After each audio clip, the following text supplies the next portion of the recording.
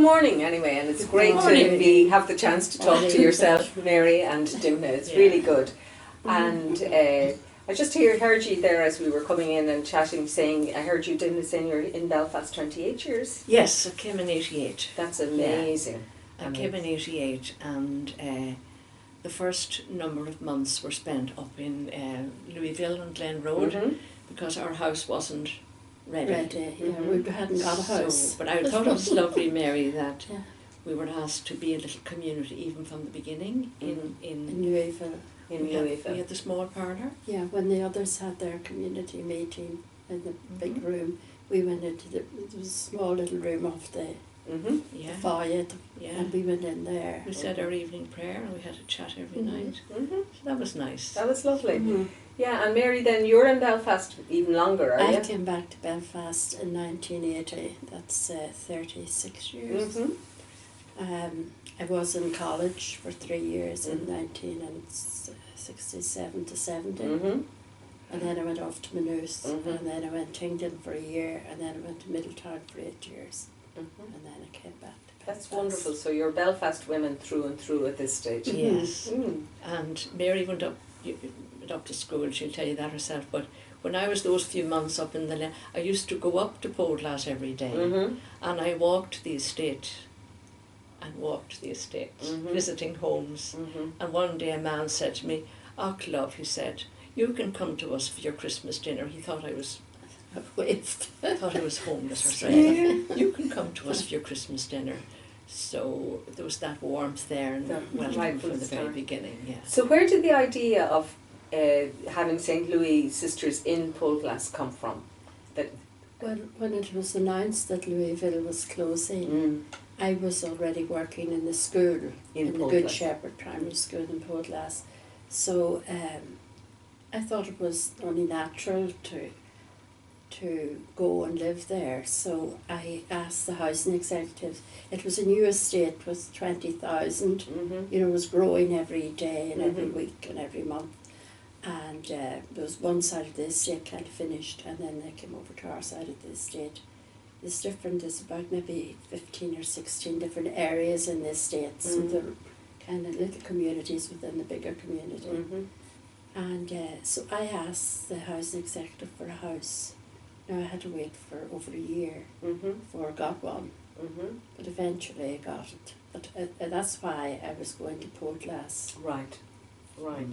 Yeah. I had been in Nigeria 15 years, and then my mother was ill, and I got permission to be at home with her in RD, and then I did a counselling training, and Anne Murray was regional, and after Mum died, she said to me, "Dympna, would you consider not going back to Nigeria, but to come to another place called Belfast?" So she gave me a few weeks to pray about it. And to my great surprise, really, that's where I felt the draw was, even though I was very happy in Nigeria. So then I was told I was going to be living in Poleglass with Mary, whom I didn't know, but she came over to visit her sister in England. Tell me about that, Mary. And we said we'd meet up. So we met at, I think it was Victoria. King's Cross Station, and I we set a time, so I was there, and I sat at the top of this escalator. There's oceans of escalators there, as you can imagine. It's a big train station. But I sat there, and eventually Dympna came up. I hadn't seen Dympna since a novitiate, or, I'd seen her fleeting years before that. So we had our first community meeting at King's Cross over a cup of tea. Lovely. So that was nice that we had made that connection before Dympna actually came in September.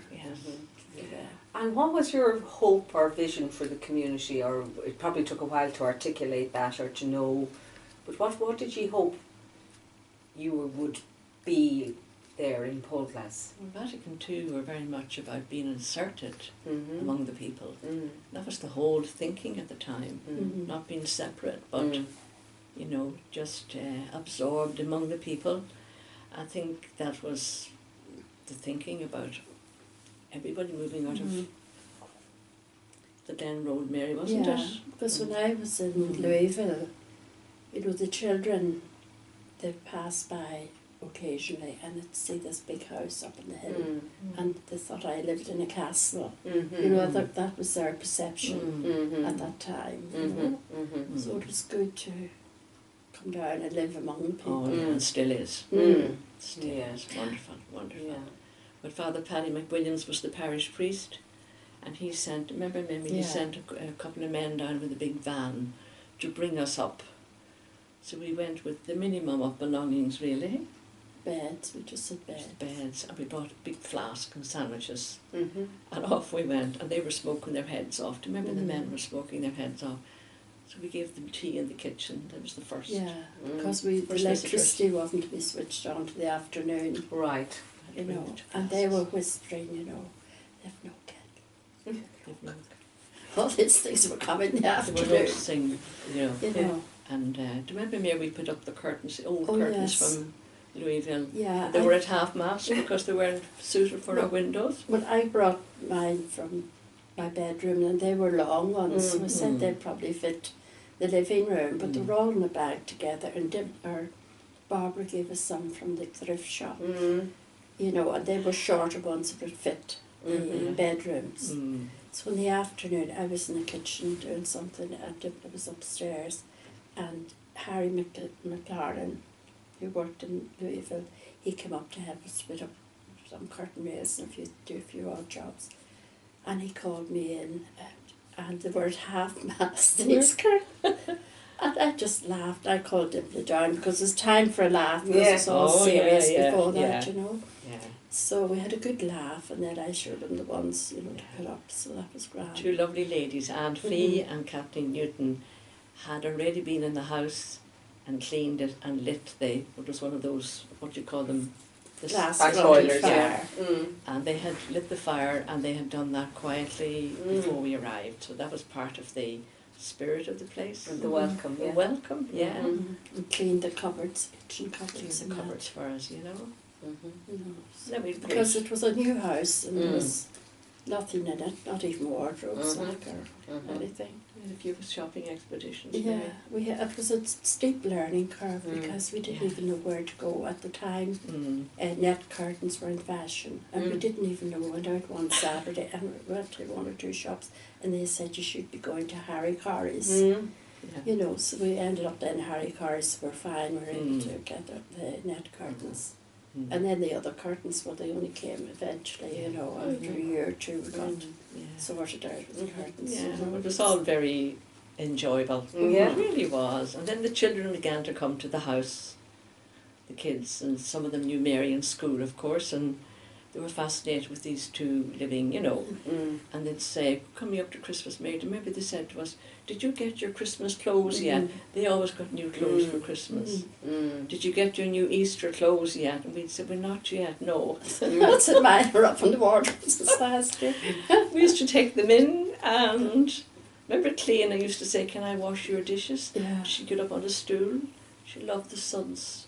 Suds everywhere. What age was she, Mary? 3, I think. 3 or something. And then two of the others came one day, they had stew, you know, from their mothers, and they came and sat in we kind of an open porch at the front door, and they came and they sat there eating their stew. And then one other day they came back, and I was making stew for dinner, and they said, what are you making? And I said, stew, and they said, don't like it, don't like it. Well, I said, you can't tell me that, Natasha, because I've got a photograph of you and Charlene sitting at our door eating stew. Exactly. And then another day, when they were older and they went to live somewhere else, they came back and they called and they said, I was making stewed apple. I was going to have stewed apple and custard. So I was stewing the apples, and I said, would you like some stewed apple? And said, yes. And then Natasha said, can I go to your bathroom? Go to your bathroom. She always talked very fast.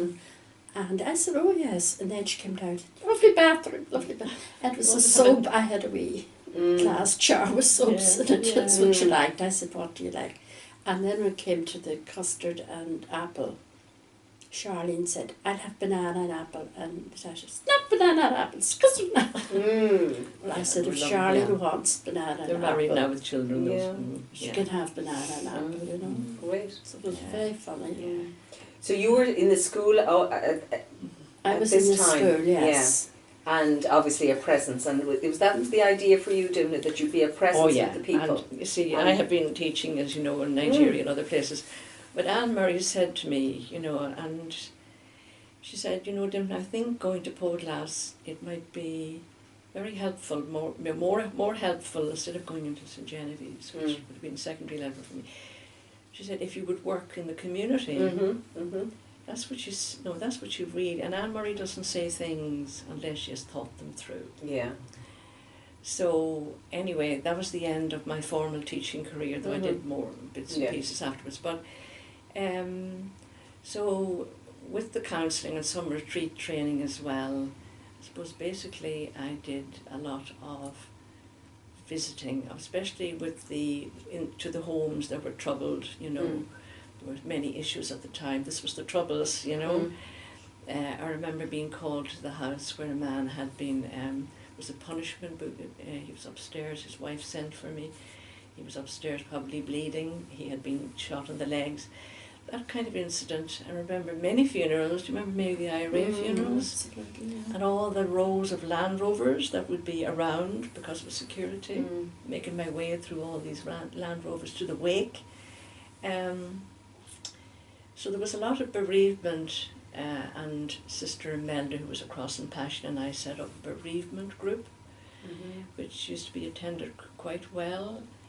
And then there was the Shield retreat.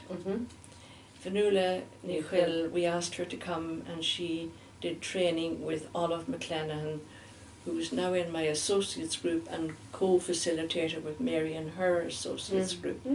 So Olive and I did the training, and we did several Shield retreats in the parish, and the people took to it. People loved it. We used to call it the Shield. The Shield. The Shield, and they loved it. They loved the Celtic spirituality and the scripture. And then there was a couple at the time called Michael and Terry Quinn, and they had parenting courses, great resources, and also for married couples, so I did some of that as well. And Youth Encounter, that was another, do you remember over in Johnny and with the young teenagers. So, and then we set up the prayer guides. Finbar Lynch had come, and he and Sister Marie Bradley Crossmarsh and I started off the prayer guides, so that was very good. And then Miles blew in, and he was in the Anam Carathas. So I was doing. I used to practice my talks with Mary. She was talking I said, Mary, would you ever listen to this talk I have to give tonight? And she said, oh, you just, you know, I used to practice on her. Do you remember? And so that was. I think that was really it. More or less.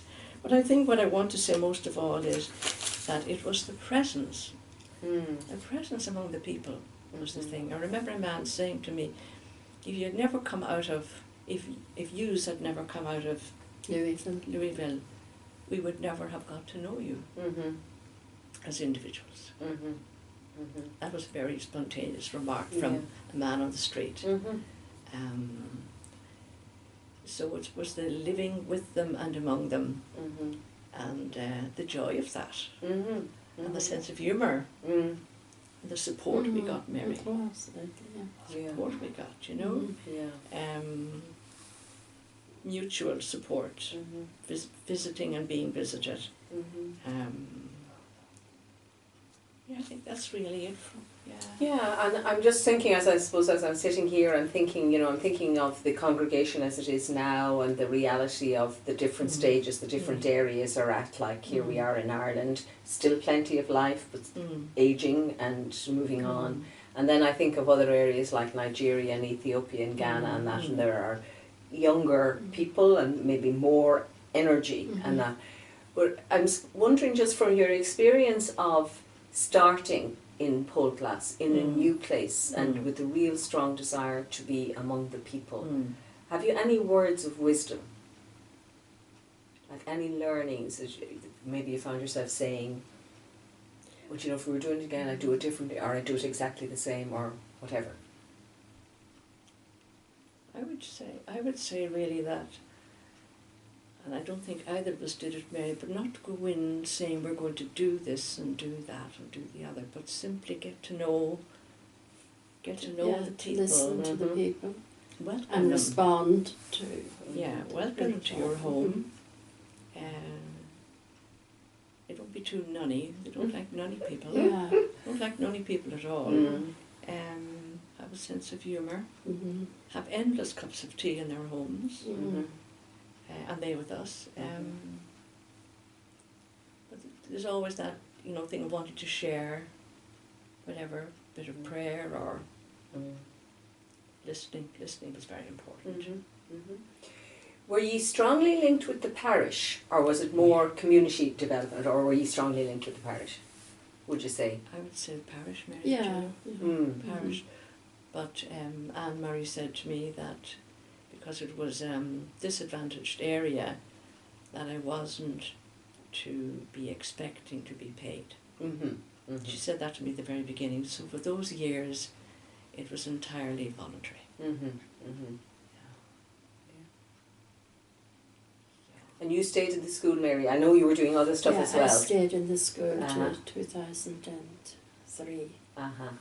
You know, and but go back to the beginning. We moved there on the 16th of February, Mm-hmm. 1989. I remember it was a beautiful spring morning. The sun was shining. It was beautiful. And we went up and we got the keys from Patrick Kelly. He was the housing executive representative for our area. So he was there with the keys at 11 o'clock. You know, and that was the beginning. And then we had to get a coal man and a milkman because you couldn't get milk in the supermarket at that stage, you know. So it was it was a steep learning curve just for the everyday living, you know, and for getting furnishings for the house. That's right. It was, you know, because we never had to do that anywhere else. You just walked in and everything was there, you know. And there were a lot of new people coming, am I right in that? In the There were sense new people coming up. anybody who was going to a house, which was a new, They had new been- to them. Many of them Yeah. had to move out of this city centre because of being burned out, intimidated. Many of them had moved out. Mm-hmm. Remember one elderly man saying, I never knew there were mountains till I came out Yeah. here. He was down in the centre and there was the mountain behind, coming up to his daughter, you know. Yeah.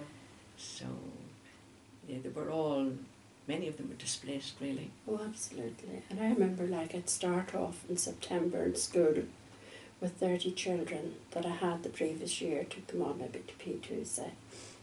And by the end of October, I had 42 one year. And they came from all different schools. And like, this was P2, and some of them couldn't even write their name, the ones that had come in. Mm-hmm. And, you know, so you were starting off, you were trying to teach them P1, P2, you know, it was a great stretch, you know, but they were coming in all the time, and that was what happened. We started the school maybe with 200, and like within 5 or 6 years we had 800. And then the second primary school was open because there were so many children. Yeah. You know, so it was ever growing, you know. And when we went into our house, we were in the square. It was cut off. There was a boarding across there because we were still building the houses above that, in the park and the walk and that on the top of the avenue. You know, and then finished that, then went on to Art Keane. I remember my father being up one summer. I usually brought him up for a week, and he loved coming up. And one day when I made him his dinner in the middle of the day because that's what he was used to, and he went up, and he was standing just above the top of the square, and he's looking up at these new houses in Art Keane, you know. And this wee 5-year-old one said, "I know where you live. If you're lost, I can bring you home." Because every evening we'd go out for a walk and we'd have half a dozen children linking hands across, you know, following us, right? Gorgeous. Lovely. Yeah. It's like the Pied Piper. Yeah, So absolutely. it was all very, you know, everybody was looking out for each other, even the wee ones, you know. Oh, yeah. Yes. Yeah. So, so there were. So they were good days. Oh, they were very good days. Yeah. And very often when I'm walking around Andersonstown here, I get a hoot of a horn from a car or a taxi where someone shouts out the window, Sister Dympna, or if you go into a shop, and it's almost as if it was yesterday. Yeah. You know, and I've been up visiting some of them. Sure. 2 or 3 of them have died now, Mary, the those that I was, yeah. But there's a great, it's not a big severance, it's just like, you know. And people would always ask me, how's Dympna, you know, where is she now and how is she and all that. When they meet me, you know. People that might have moved away. I've come back to funerals there. As recently as, do you remember the couple who died within weeks of each other, Mary? Tony and Rita. Grace, yeah. And were the people mostly young people moving in, or was it the age group? Was there a very, widespread of age groups? Like, were there grannies and granddads there? Yes, there were, right from the start. Down below us was the Crescent, and it had our bungalows, and it was for the older people. Yeah. You know, and there was older people mixed out through the estate too, you know. And then, you know, the women always liked to be near their mothers, you know, with the children and that. And they'd all be one house, you know, near where their mother was or whatever. You know, that they had that community and that, you know, and then the need for support with young children. It's a great thing, really. Yeah.